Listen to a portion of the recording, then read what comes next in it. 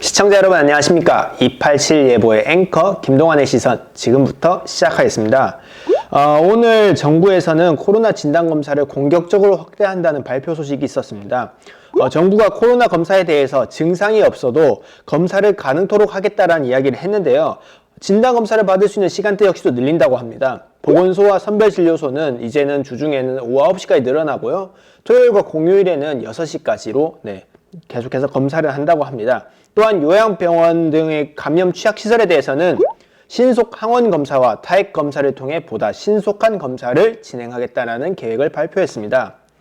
사실은 이런 계획들이 굉장히 늦은 게 아닌가라는 저는 개인적으로 생각합니다. 물론 이 계획이 잘못됐다 이런 이야기가 아니라 시점적으로 좀 더 선제적으로 나갔어야 되지 않았나, 좀 더 많은 검사를 진행할 수 있는 여건을 갖췄음에도 불구하고 이런 검사를 선제적으로 진행하지 않는 게 조금 아쉽긴 했었는데 이제야 돼서야서 하는 것 자체가 굉장히 좋은 반응이 아닌가라고 생각합니다.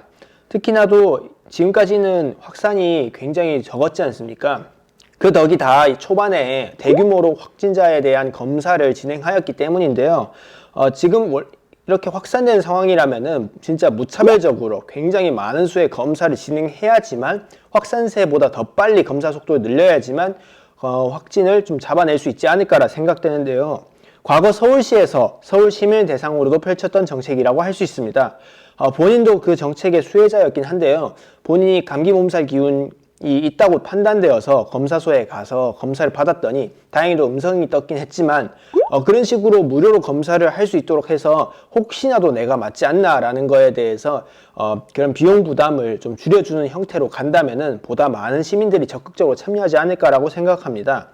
그리고 또 수능 시험 치는 수험생 중에도 최근에 확진자가 발생했다라는 이야기도 들으셨을 거고요. 논술과 같은 시험을 치러 온 수험생 같은 경우에서도 증상차가 꼭 있을 거라고 저는 믿고 있습니다.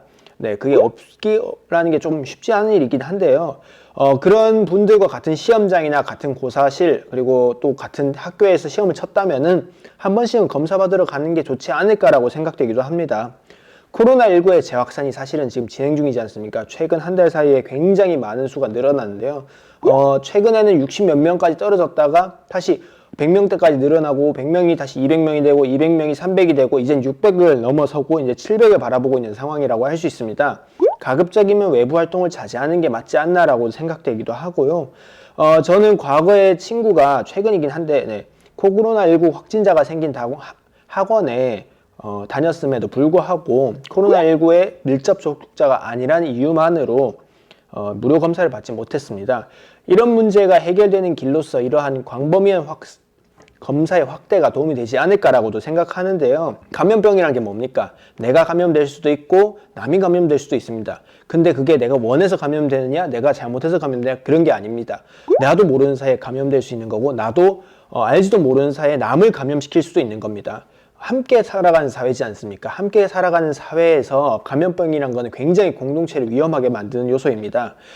그래서 선제적인 조치, 책임감 있는 행동 이 두 가지와 함께 된다면은 우리가 감염병을 함께 이겨낼 수 있고 우리 사회가 코로나19에서의 위협으로부터 벗어날 수 있지 않을까 싶습니다. 이제 백신도 나왔지 않습니까?